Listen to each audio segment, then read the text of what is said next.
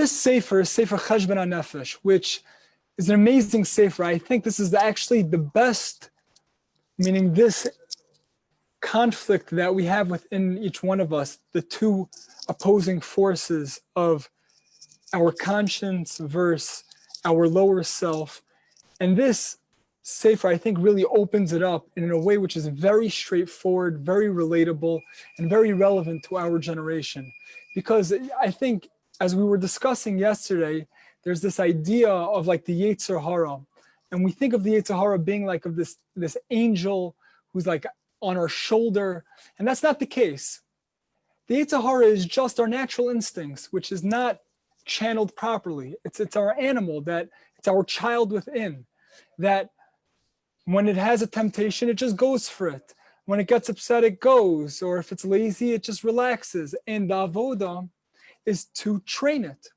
Like any animal, you could train it, like you could train it to do amazing things. By a circus, you see animals do unbelievable things, and you could have your animal not only be trained where it's not acting out of place and it's not disturbing you, but it could be taking you to much further places.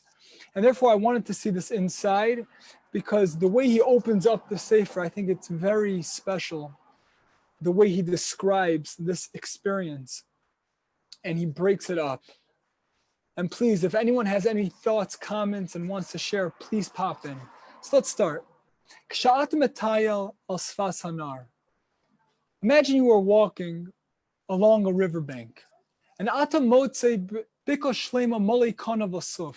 and you find these reeds and rushes. It's full of reeds and rushes. That they're all standing right next to each other, one by one.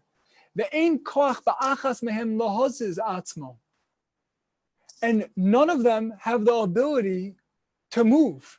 None of them have the ability to move, right? You just imagine you have all these reeds and all these blades of grass, which are just standing, which are just there in their place.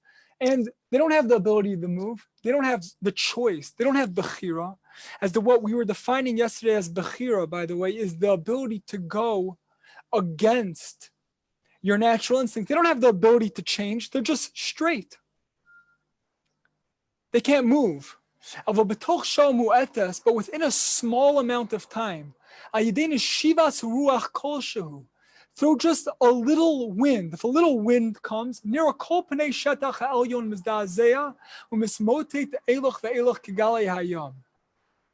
just if a little wind comes, everything starts moving. The whole surface of where all those reeds were just start moving.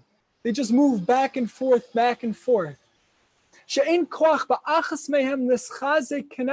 of them have the ability to withstand or to go against that energy, that wind. If a wind blows, they move. None of them have the ability to stand on that place even for a second, for a moment. Meaning if a wind comes, they blow. If there's no wind, they stand straight. Kain hu nefesh habahamis. Similarly is our animal soul, is our child within, who is run by natural instinct.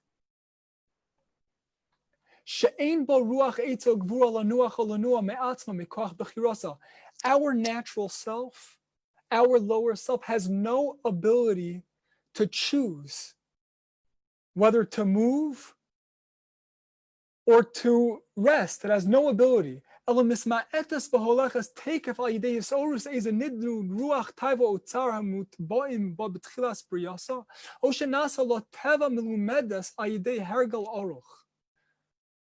Rather, it moves immediately. If there's any temptation, any natural instinct which awakens, whether that's a desire, whether that's any pain that it has from its nature, or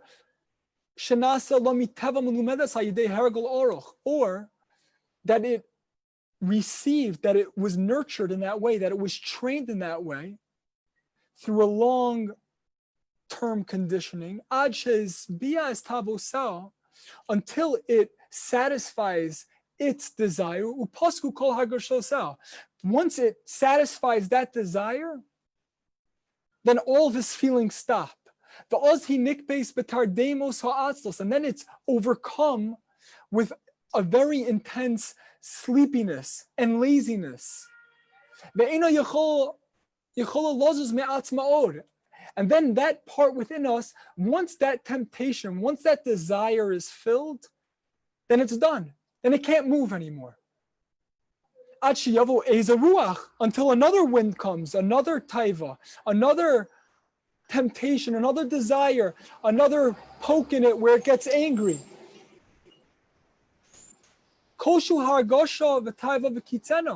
Then any little feeling or sensation or temptation comes and then it reawakens. And when you have two ruchos, when it has two opposite winds blowing, two energies, two conflicting forces within it, then it subdues itself to the lower, to whichever one is stronger. The fishahi mechuseres bina, our natural, our lower self, our child within, which again is our physical sensations, our emotions, our fleeting thoughts, our personality. All of that is included within our animal soul. That's our animal. He's a beautiful animal. He's the best. He's a beautiful child. He's an 8-year-old child who's running around, or a little teenager running around. And he, depending on if you're still a teenager, so then even your younger self, meaning depending on where you've developed. And what happens is that lower self, that animal, can't move unless a ruach comes. It's completely lazy. It has no desire to move except for when then that temptation arises, then it wants to fulfill it. And once it fulfills it, it goes back to sleep. Or if it has opposing forces within it, whether it's fear versus desire. So if the desire is stronger, that will overcome the fear. If the fear is stronger, then it'll just stay where it is. It has no capacity to go against its natural instinct. It just, wherever it goes, wherever the wind takes it, that's where it goes. And it has no way to deal with and to push away even a small little pleasure. Even if you have that piece of cake on the table and you know you're supposed to be on a diet because you know that's what's healthy, you know that's what the healthiest, you're trying to be healthy and you know that this is going to be negative for your health. But even that little piece of cake, if you're just that animal, that lower self will just go for it. It has no long-term, it has no ability to sacrifice the short-term gain for the long-term goal. That short-term temptation for the long-term goal. It has no ability to sacrifice that. Zero.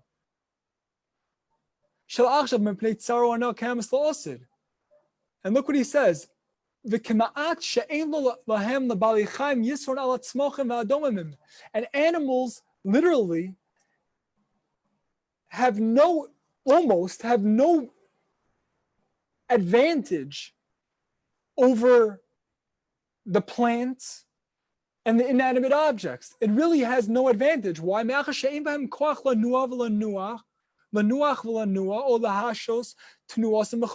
no ability to rest or control any of its movements.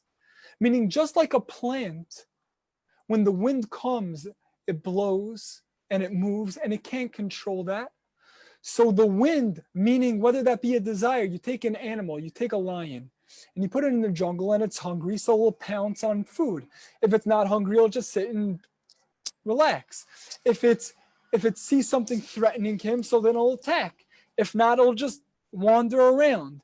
meaning there's nothing in it. There's nothing in the lion which prevents it or from doing something which he naturally wants to do, or to make another decision, or to choose otherwise.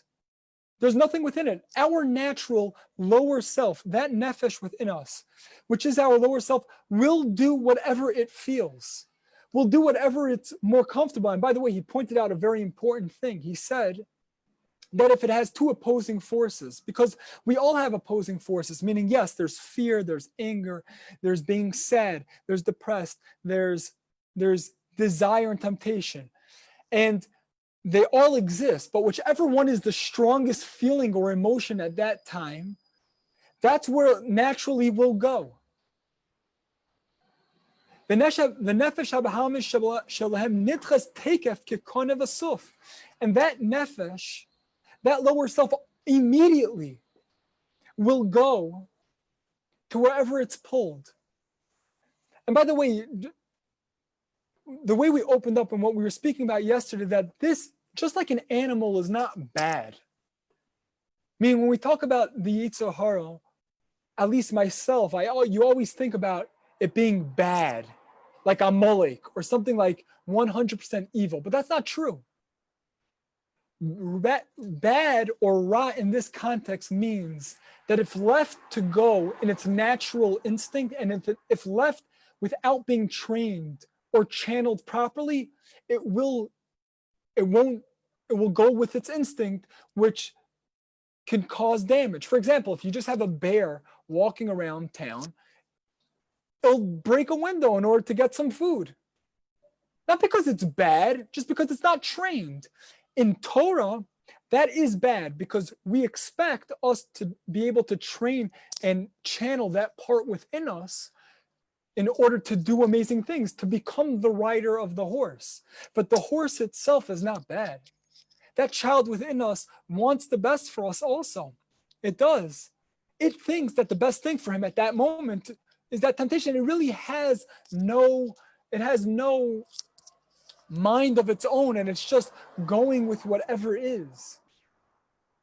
And therefore, meaning I think it's important, especially, and he's going to get into how tactful we have to be when it comes to dealing with this nefesh and educating it, because especially in our generation, our animal doesn't feel good when it's told, when it's beaten. Our animal, our child within, does not feel good when it gets harsh punishments. At least that's my feeling. We need love. And there's ways to be tactful in educating our lower selves with love. Just like you're training your dog, just like you're educating a little kid, an 8-year-old. And that's really probably the best example. Meaning, as the verse says, that we're ra mina urav, that we're bad from when we were in our youth. And as the Gemara says, our Yetzer Tov only comes when we're 13, which the Rush says is halach l'Moshe Misinai, that we get that, but pretty much in that area. But the idea is that our natural self will be instinctual. A natural 7-year-old, 6-year-old, it's called Ra, not because, meaning who's going to go over to a little 2-year-old and say, you're Ra, you're bad, no one will say that, right? Kids are beautiful. But they're complete Yetzer Haras. What does that mean, they're complete Yetzer Haras? Meaning they're selfish. They just live their life based off of what they want at that moment, what's best for them at that moment. They have no ability to look into the future. And when they start to, Avi, thanks so much for popping on. I'm sorry there was technical difficulty. Have an amazing day. Yeah, thank you. So basically, what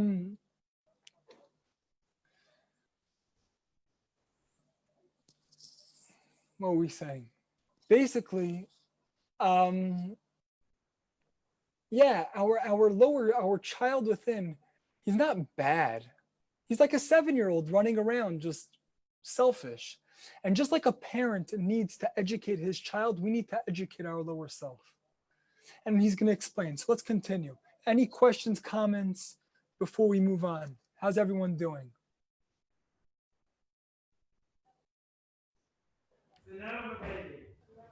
Does anyone have any thoughts? Okay, so let's keep moving.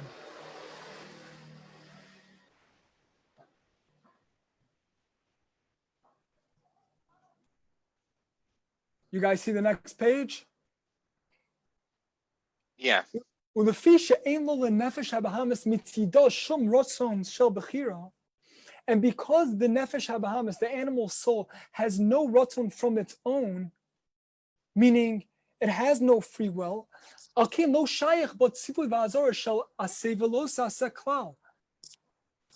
why behemoths, by the way, you know what behema is? It's the same words as ba, ma. Within it is what? Meaning there's no godly soul. There's nothing within it that could tell it what to do. It just is what it is. Bah-ma, bahema. And therefore, you can't tell an animal, you can't command it, you can't give it mitzvos. There's nothing you can do.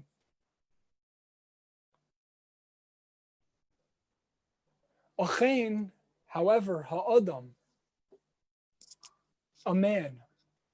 And that's what we said in the beginning, Aleph Dam.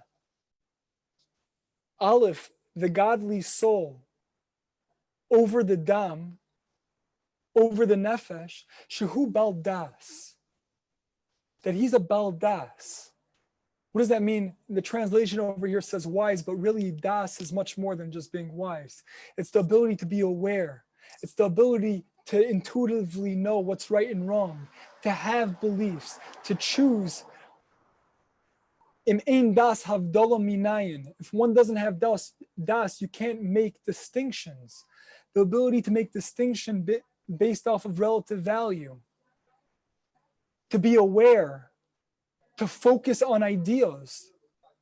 The arma, and that is crafty, umoshel berucho, and that rules over his ruach, controls his will.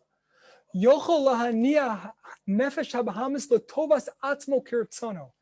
could move his nefesh, he could guide his nefesh for the benefit of himself, kirtzono, at will.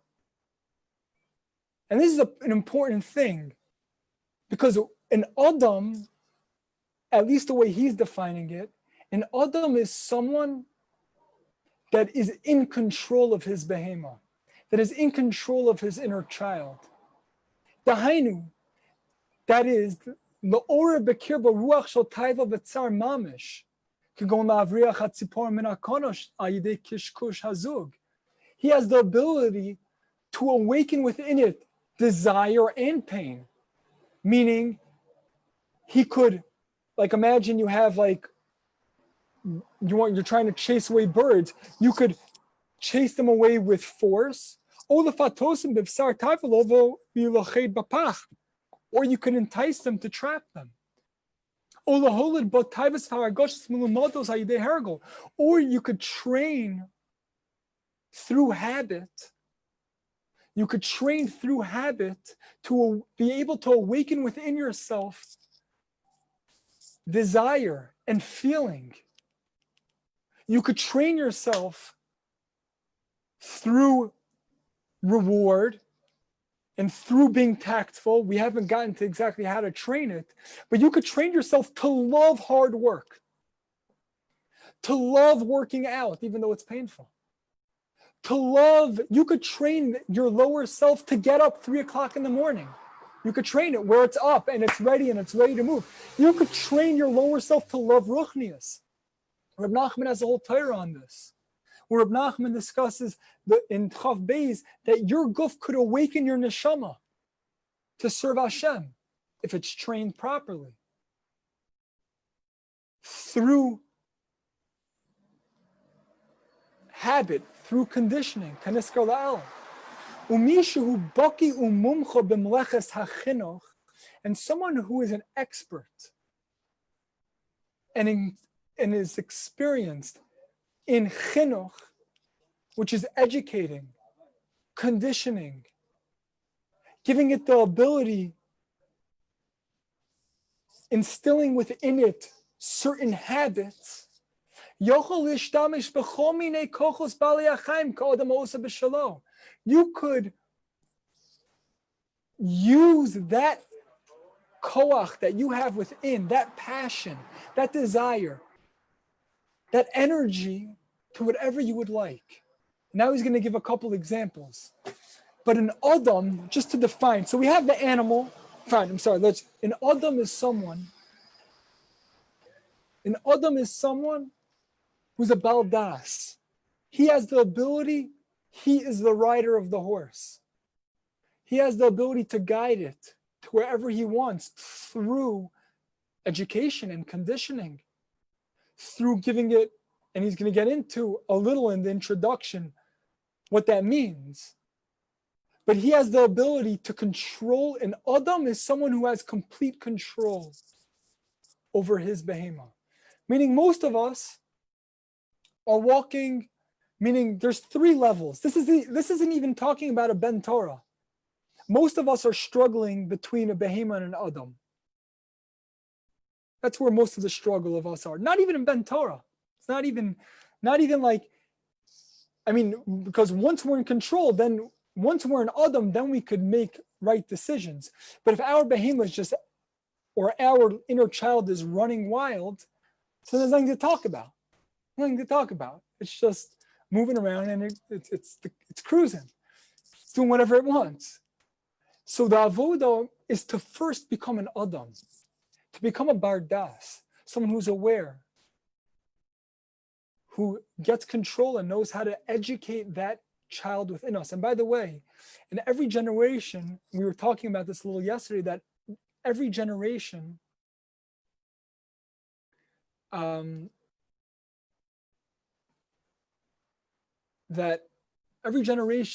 chinuch worked differently depending on the generation. And for one generation, it could have been harsh chinuch, meaning roll around in the snow and do all of that. Nowadays, it's a lot of love, and we need to really train ourselves. The same way we educate a child is the same way we have to educate our lower self. Because we still have that child within us. Just because we look older, it doesn't mean that force has gone away. Any questions so far? Any comments? Anyone want to say? Yes. So you're it. saying like someone could be a bar das, you could spend your whole life learning Torah and you know exactly what to do, and you have the intellect and the knowledge and wisdom to give over to others to help them, but you could still be a big Baal Taiva. You could be a huge Talmid Chacham and yet you yourself have no control, and you feed into all your Taivas and addictions. But you know what I'm saying?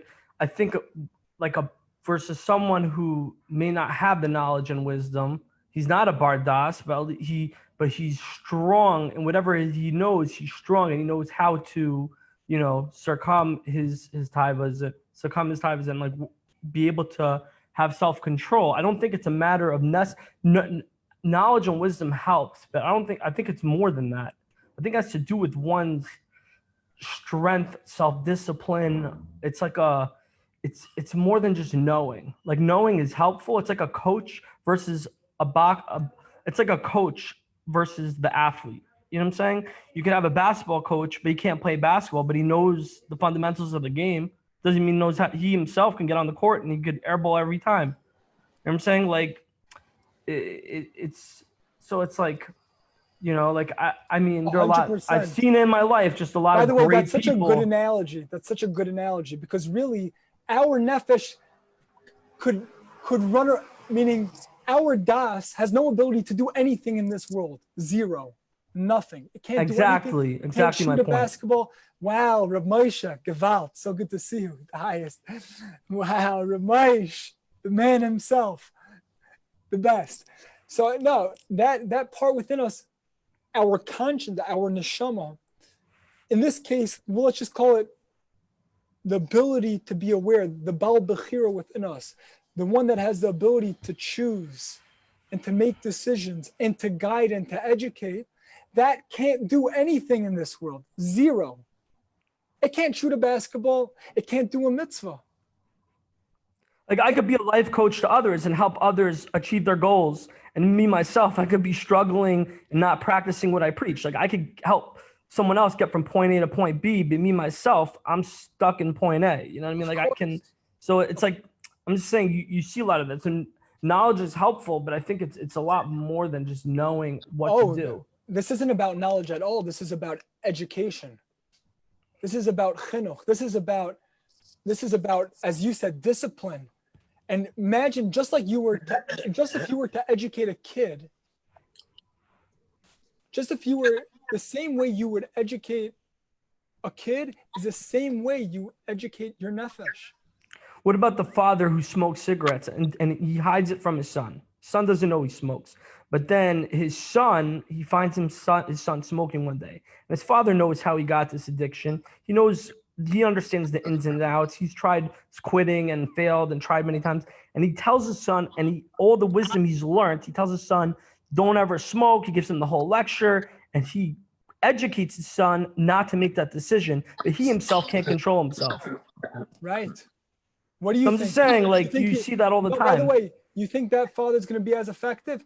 Truth is, in this situation, it might be a little different, just because we're talking, meaning, because then, no, it's similar. Meaning, if you tell your lower self, I believe in Torah, and I believe in certain truths. I have certain values. I want to be physically fit. And then when a nice piece of cake comes along and you're on a diet and that nefesh goes, give me that, and you say nothing, and you're like, sure, go for it, but you put up no discipline, then of course your lower self isn't going to be educated. You're a hypocrite. Of course. I'm saying you could be educated and know what to do and not do it. That's true also. That's what I'm saying. Like you could know, you could have all the knowledge in the world and all the wisdom. You can know the difference between right or wrong. But at the end of the day, when push comes to shove and the desire kicks in and you know not to do it and you do it anyways. So that's what I'm saying. Like it versus, someone, it really comes down to more than anything at just having self-control, or just being strong. And I mean, but I just want to say it's not just self-control, because as he's going to say, it's not, meaning when it comes to kids, imagine you have a kid. I'm not imagine. We're so excited to dance by your wedding. Man. I'm ready. Let's go, Avi. Let's pop that in. But so when you have your kid, if you always tell it self-control, hold back, discipline, gevura, that might be too much for it. It might crack. Meaning you also have to reward him for when he does good. You also have to celebrate the wins with him. Meaning the same way you would educate a kid is the same way you have to view your inner child. And he's going to say that. He's going to say, let's just continue a little more. Yeah, is that okay, Avi? Absolutely. Amazing. Let's go. Now look what the mashal, he says, derech mashal. For example, mina ophos, you got these birds. Shechush haru'ush shalem chad ma'od. That you have these birds, these hawks, that have vision, powerful vision. And you could melamtenos, and you could teach them tzidas chayos ophos v'dogim. You could teach these birds, meaning if you harness that energy or that koach within them to see, to have acute vision, as he says on the left beautifully, if you train them, you could use that and harness that energy to use them for hunting. Koach hashor, that energy and that power of an ox, lacharisha, for plowing, chamor, a donkey, lamaso, to carry heavy weight, murutzas hasus, and the running of a horse, la'avodas ha'adam, for the service of man. And look what he says, va'afilu ha'pil ha'gadol, even the great elephant. Shakol gufo shel adam eino ela kiyotosh negdo, that man's body is like a mosquito next to it. The power that an elephant has is so strong. However, what's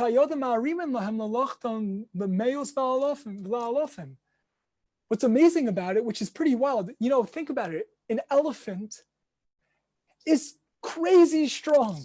It has the power. Wow, who knows? Look it up. They're strong.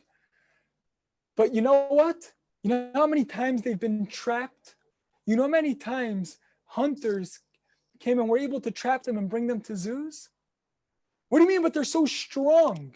And it's true. They have that koach. But us, our das, we have the ability to lure them in and to bring them and to control them wherever you want. Hashem Yisparach, and Hashem asher hishlit es ha'odom l'shtamish beruchos ha'avir lizos behemes hagronos. And Hashem, that gave man the ability to use winds to winnow. La'asiyah es ha'rechaim, v'limshoch sfinos tu'unos miktzei ha'orz l'to'alto v'la'anosov. And that Hashem, which implanted within us the ability to know how to make boats go, heavy loaded boats, planes, technology, for our benefit and for our pleasure. Chananu das od limshol gam beruchos nefesh habahamios. Hashem also gave us the ability, he gave us the knowledge to know how to rule over our lower selves. And through this, and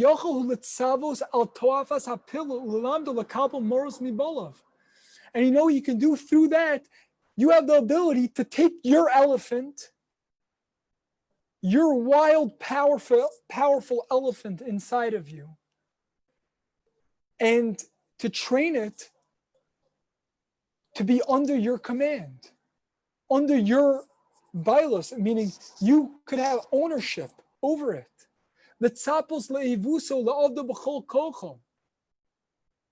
Where it accepts whatever, what does he say? To accept the yoke which he places upon it and to serve man with all of its power. You have the ability, we all have the ability to take the das, to be wise, to be crafty, to take our awareness and to use that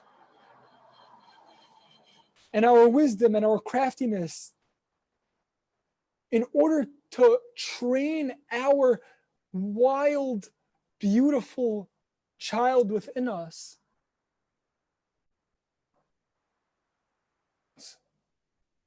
to do whatever we want it to do.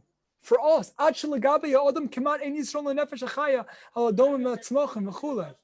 until, so to speak, meaning just like we have the ability to manipulate reality through, we could take a tree and chop it down and use it for wood, that same way, and you could harvest your crop, you have control over, you have the ability to have control over your lower self to the point where it's completely subservient to you. Because all it is, just like you have the ability to train your dog to be a watchdog for sheep, you could train your inner child to be excited to wake up in the morning. You could train him. You could train him to love education. You could train him to love doing what's right. You could train him. You could educate him. And I love that example. That example you just gave of training a dog. Such a good example. So like my aunt, she got this dog like a few years ago and she never really trained it. And now every time like a guest comes over, the dog automatically barks and wants to bite and attack whoever the guest is. And because the dog was never trained. And I think with humans, I think the same analogy is what I'm saying is that like when we start on a habit and we don't train ourselves though for long enough, it's so hard to now break that. Now this dog, who's already 3 years now, just been like living the same habit. Now it's at a point where it's like, how do you get the dog to stop doing that? Like, so like but a human being, I think it's different because I think we have knowledge, but I'm saying when you habitually do something for years and years and years and years in your life, how do you all of a sudden change that? How do you change? You're so used to doing it. It's like you could focus all day, but it's like it's so ingrained. It's so ingrained. And it's like I feel like the longer you go in life doing something, the harder it is to change it. Like it's conditioned. The word is it's really conditioned. It's programmed. And I feel like with me, with certain things in my life, I feel programmed almost. Like I feel like I'm programmed. And I don't know how to. Could I separate? You are not programmed. Your lower self is programmed, and just like you programmed it to do one thing, you could unprogram it and change, or not just. I wouldn't say unprogram it. I would program it to do something else. Yeah, but I feel like to do that. Hold on. I want to say it takes time and effort, and it takes. Just like, by the way, raising kids is not easy either. It takes time and it takes patience. But just like it was programmed to do one thing, you could program it to do something else. I don't know. I think if like as a parent, like your kid is. We discussed this morning. That energy put in to get there, your brain you're gonna have to unwire the same thing. We spoke about this concept exactly. Ramesh, you're coming in and out. Say it again. You're cutting in and out. I don't know. He's cutting in. Anyways, what I'm saying, can you hear me? I can hear you. Moshe, are you there? Again. Moshe, you want to say it again? I'm just say it again. What did you say? Say it again. Go back to what you were saying. I was saying just a few hours ago, we were discussing that the same way we wired our brains, right? You can call it by default it got wired that way because we didn't put effort to defend ourselves, to not be wired a certain way. But the same way that it became that way, we're going to have to put in the same energy, if not more, to undo that damage. I agree. I hear that. You got to accept that. Step one. Like, you have to know, like, listen, it's going to be freaking hard work. It's not going to be easy. There's no way it's going to be easy. I hear that, but like another analogy, a parent, when you have young kids, Pesach, a parent, right? So like at that point, I feel like there's a point where you miss the boat. Like if you don't get the message across and you don't work on your kids now, and your kids grow up with, let's say, doing certain habits, or a kid grows up with the same, and then all of a sudden, once the kid's 17, 18 years old, oh, by the way, like, you know, this is what you need to do. And the parent didn't get the point across. At that point, the kid grew up 17, 18 years. How he's going to change 17, 18 years of his life doing the same thing over? It's like at some point, it's like, you know what I mean? Like the boat passed, the boat sailed, you know, it's like the opportunity is there. Like, I feel like when you're, you know. I think the boat only sailed because the kid thinks that there's no more chance. If the kid knows that there's a chance, it's going to be really hard, but it's still, there's no such thing as you're finished. That's already step one. It's baby steps from there. But I'm saying you have to know that first step. I think the reason why they become finished is because they think that it's over. I'm 17. I was raised up until this age in a bad environment. Now I have no shot. That thought in itself is the thought that's going to make you fail. 100%. 100%. You have to first realize that it's never over. You always can come back. 100%. No yish at all. That's it. And especially as a Jew, we believe in Bechira, meaning that we have the ability to choose and to work slowly. And by the way, this doesn't mean it's not a process. And it doesn't mean it doesn't take time. And it doesn't mean it doesn't take effort. But slowly, little by little, making better decisions, choosing to do what's right and what's healthy for you. Making more of those decisions will help make that easier in the future. And we mentioned this also, kolas cholos koshos, of course. And in the beginning could be difficult, but that process, by making better decisions, by making healthier decisions, by aligning yourself with what you believe to be true and doing those things and doing that more often than not will help habituate that part of yourself to really just like an animal, meaning that's just what it does. That's just what it is. That makes sense? I just want to show you, let's just do the next page because he gets a little bit more into how to educate. And this is all in the Hakdama, but I think, let's just see this. Yeah, Avi, is that okay? Yes. First of all, I just want to say just real quick, right before you continue, since you're doing the Hagdama, I just want to know, like, I don't know what your future plans are with this, but I feel like this is something you should stick with, like, long term. Like, I honestly, like, I feel like, I don't know, for me, I don't know how everyone else in here feels, but I feel like for me, this is like a foundation to living a healthy life. 100%. 100%. So I think we might. I think we might do this. No, I'm just saying, I think these are tools that, like, now that you started the Akdama, I think you should make it a Masudar. Amazing. So we're going to do it. We're going to do it. Hashem. Thanks, Avi. Thanks, Avi. So let's do that. Weiter.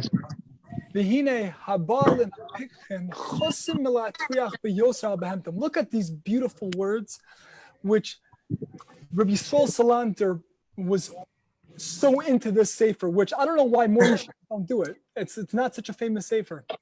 Cheshbon Hanefesh. But it's so relevant. Rabbi Gerzi is extremely into this Sefer. And that's why I'm doing it. But he says, the wise masters are smart. They're smart enough to know not to overload their animal. They know that.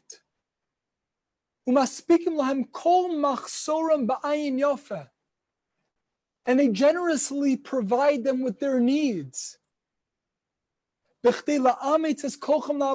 order to strengthen them, to maximize their effectiveness. And also, whenever they get out of line, they knock them in. Meaning, and he's going to say, so they don't go back to repeating this action, and you benefit on both ends. So first, the smart masters know that, first of all, you don't overload your animal. And you give them what they need. You provide your lower self with what it needs. And at the same time, you discipline. There's discipline, there's gevura. And when it acts out of line, that will depend on who you are and who your inner child is. And look what he says, and the opposite thing is with the foolish people, the foolish masters.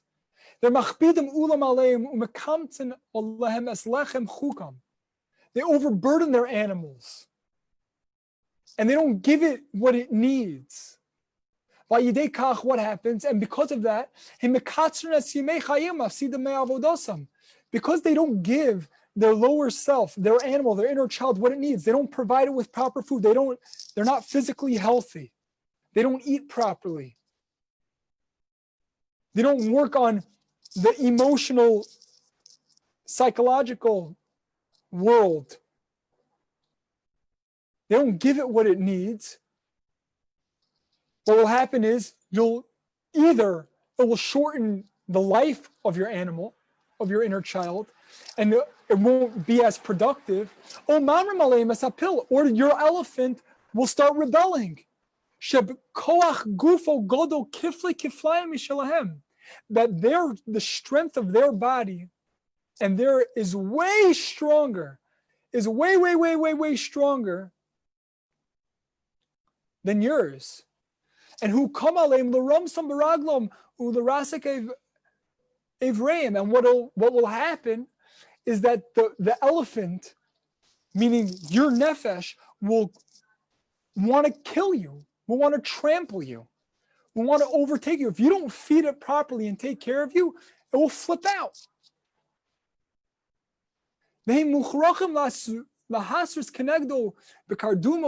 And because of that, if one gets into that situation, what happens is either you need to, what's the word? Meaning, lahasr says to wield it, meaning you need to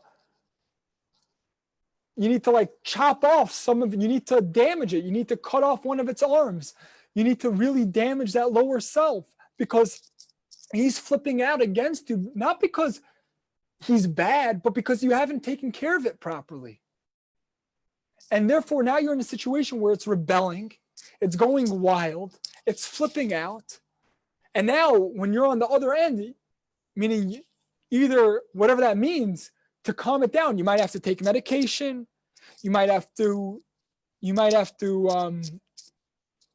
try to escape, which will have an effect on your animal as a whole. Maybe it will be successful in chopping off its trunk. Or maybe you'll be lucky to cut off one of its limbs and now you'll lose half of its value because now it's lacking that limb, but you had to because you weren't taking care of it properly, and now it's reacting. And because you were a foolish master, you put too much work, or you didn't provide your animal, your lower child, with what he needed, and therefore it's reacting in very intense ways, which the only way to deal with it now is by chopping off one of its limbs. Then he says, V'shotim acherim. Then there's other foolish masters, mafligim li'idach, which go to the opposite extreme. That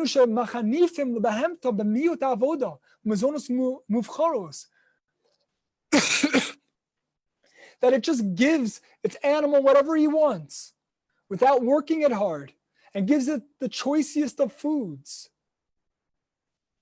Gives him whatever he wants, pampers it. It becomes spoiled rotten. It becomes not motivated. Another type of master will lower himself to like joke around with it. And it will cause the animal to, meaning if it just kicks you or if it just acts a little up, so you give it whatever it wants. And what eventually this animal does is it completely has the owner wrapped around it, where whenever a little temptation comes up, it owns you, which is another negative. Either you suffocate it till either you kill it or it reacts because it's starving, and then dealing with it from that place, or you just give it whatever he wants, and therefore it becomes unmotivated to move forward. And look what he says, Ubederach klal. And this is the way he ends off the introduction. Ubederach klal. And just to wrap it up, generally, those who desire to seek profit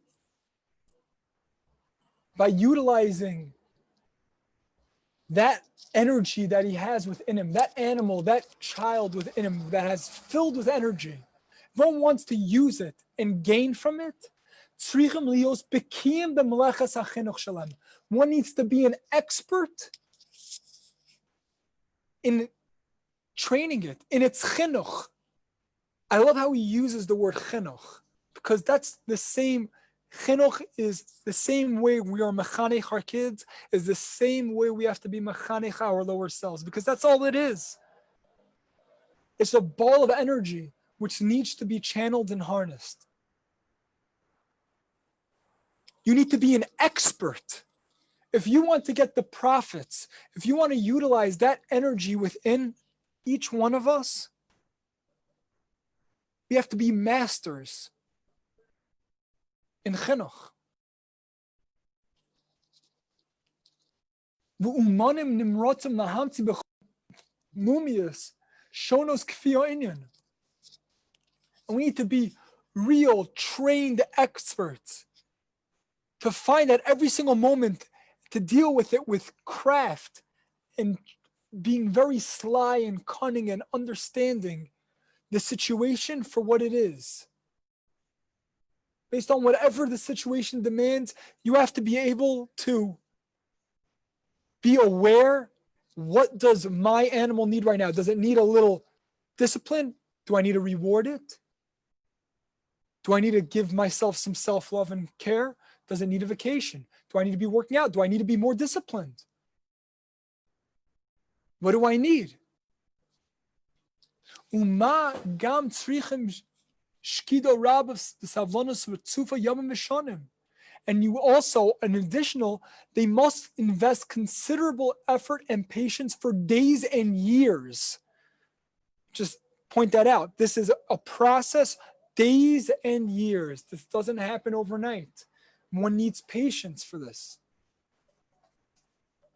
A kid, a child doesn't become a tzaddik overnight. A parent needs to educate it, and it takes time, and it's not easy. Kids act up. To really come down, to understand, to get the depths, to really understand your child, to really understand your animal, its personality. Where does it tick? Where does it need help? To really investigate. So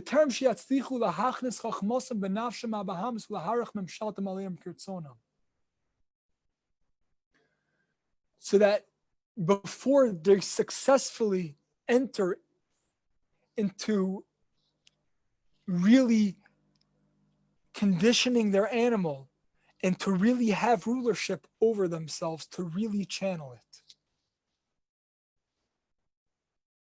So just to wrap up just what we were saying, we opened up with the animal, the soul within us, that child within us that has no bechira. It's like grass, which when the wind blows, it moves. It has no control over itself. Zero control. Zero control. And when any little temptation comes, any fear comes, any sadness comes, any laziness comes, whatever it is, whatever is the strongest emotion of that moment, that's what it does. That's what your natural self does. If it's overcome by taiva, and that's the strongest emotion, that's what it will do. That's one part of you. The other part of yourself is the bardas, is the seichel, is the ability to be aware of it. Like it says by Eliezer, Lamacharish ladas, that he was silently observing Rivka. Das means observing and becoming aware. Das also means making good choices, the ability to see right and wrong. The Eitz Hadas Tovara, to make distinctions between evil, good and bad, what is right for the situation, and to choose based off of what is right. And then the next thing, and to really make decisions based off of the situation, and to be cunning, and it has the ability to be the master of this. And those are the two parts within us. And the avoda is, and this is a process, which is the process of tikkun amidos, is where we educate ourselves educate is probably not the best word, train, condition ourselves to our lower selves to be trained animals which love doing what's right. Love ruchnius, where they're not a conflicting energy, and on the contrary, they help you in your avoda. And that's what we're looking for. That's what we want. To train that part of ourselves, not only to not be a conflict, a conflicting energy against what we believe to be true and right, but we want it to help us. I mean, we were saying yesterday, your ability from getting from A to B is much quicker when you have a horse, when you have a car. When you have that, when you have your animal and you channel all those kochos, you could move, you could fly. And that's the avoda. And just another thing which I didn't really speak out. Everyone agrees. There's two main camps, and they're both necessary for growth. As a Jew, there's one path which is the Emunah path, that's all from Hashem, and really getting your head in that place.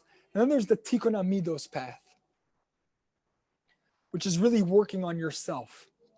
One's working on your relationship with yourself and with Hashem, and one's working on your relationship with yourself, Tikkun Amidos. And they're both necessary.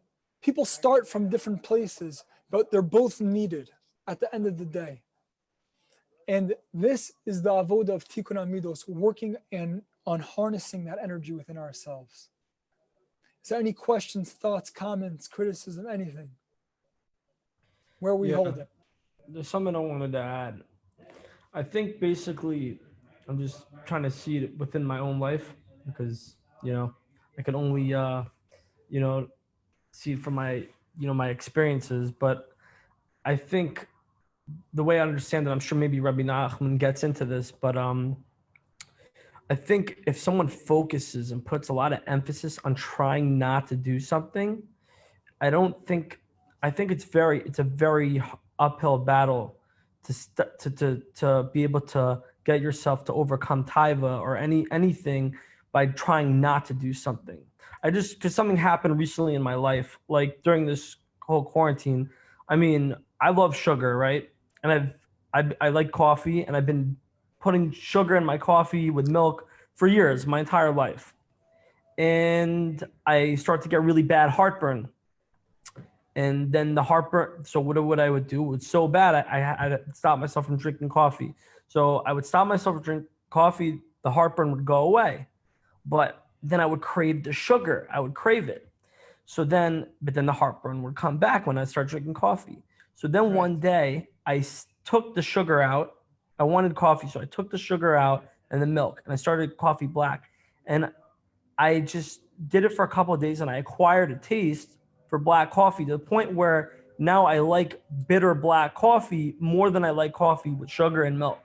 So what I'm saying is, versus just trying to stop drinking coffee, milk, and sugar, if people replace like something better, 100%. if people find something better, like versus just trying to stop doing something, which people try a billion times in their life and it never works. I think if people find a better outlet or a better replacement that's healthier and more enjoyable than the bad habit or whatever the taiva is, the thing that's bringing them down, I think my way of understanding it is that's the best way to be able to work on your problems, to overcome any things that are holding you back, is to try to find something better, like just find a better way, find something more of a liking, acquire something that's healthier than this, and then you like doing that more.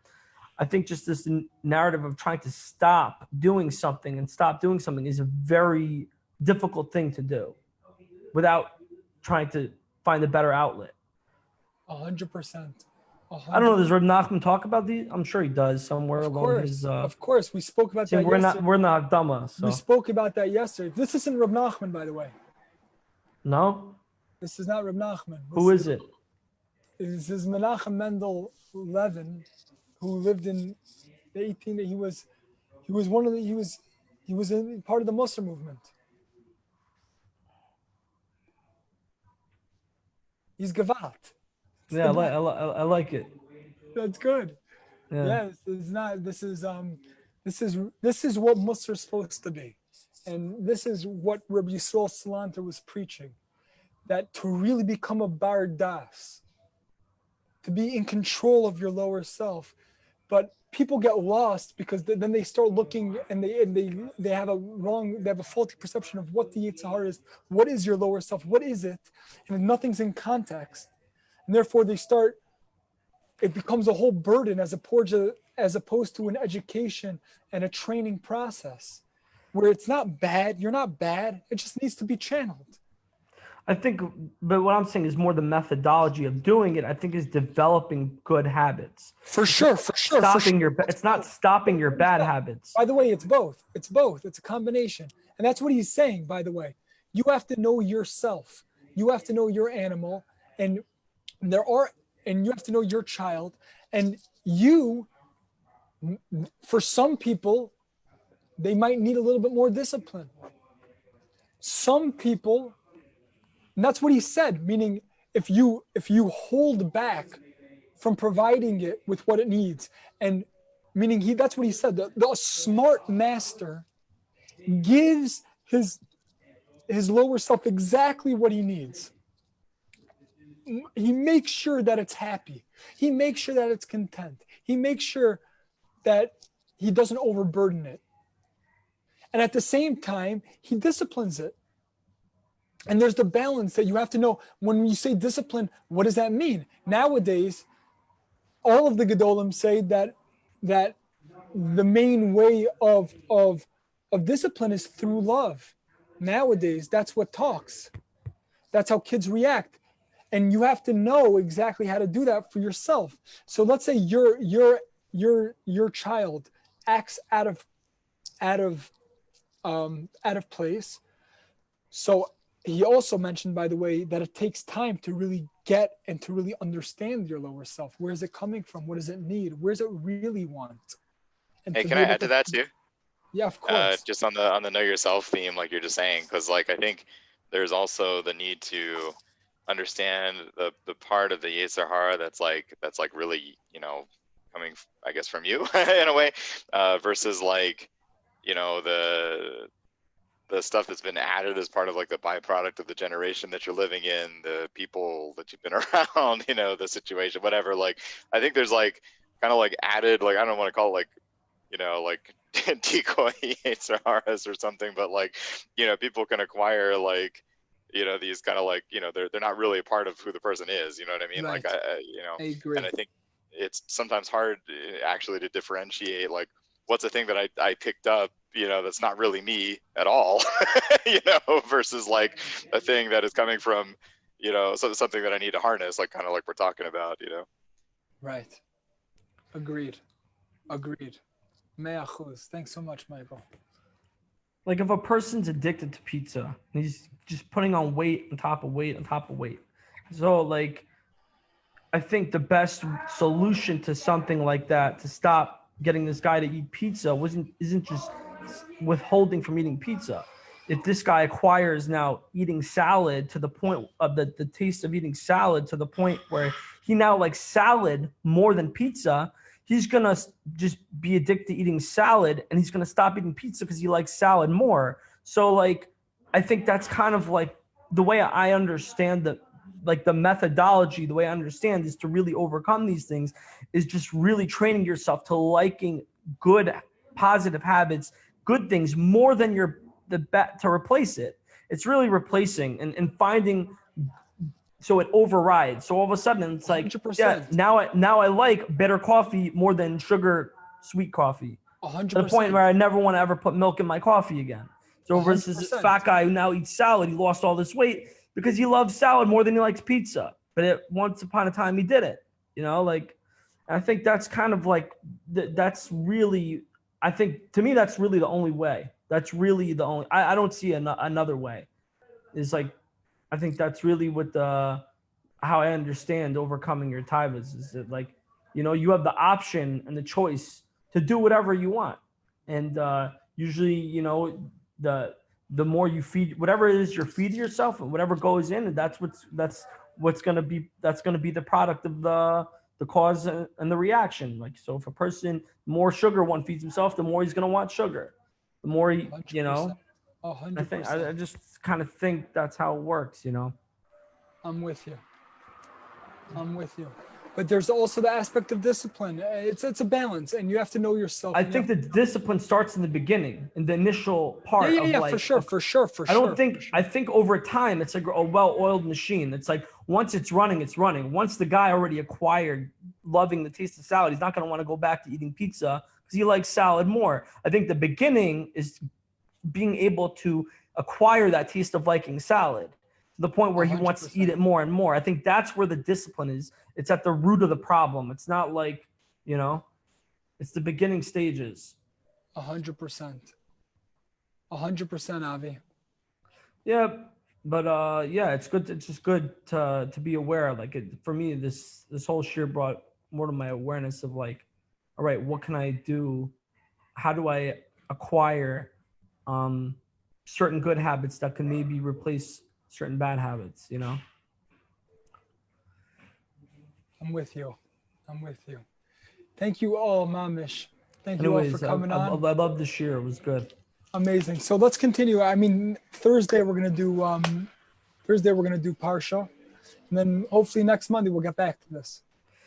Yeah, I'm down to, you know, go through the whole thing. I think this is something. I personally think this is something that can have a major impact on my life, because it's like I know. it talks to me. impacted my life. I'm What? with you. This is very necessary. This I'll information tell you, Rabbi talks to me. Gurzy, my Rebbe says this all the time, that the challenge of this generation is mainly moving from Behemoth to Adam. Meaning, forget about Torah, forget about like becoming a Ben Torah, and like, because once you're an Adam, then you can become a Ben Torah. For us, most of us, we're struggling with being overtaken in by our lower selves. That's really where the battle's happening. Not because we're bad, or not because we're really making decisions.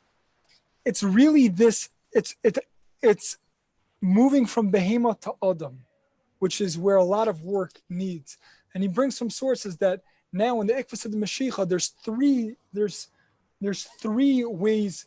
There's actually four things. That there's the way I relate to myself, the way I relate to Hashem, the way I relate to others, and the way I relate to the world. Bein adam la'atzmo, bein adam l'chavero, bein adam l'makom, and bein adam la'olam.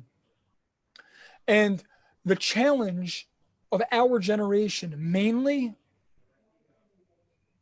and some forms speak about it as bein adam la'atzmo, is an internal struggle.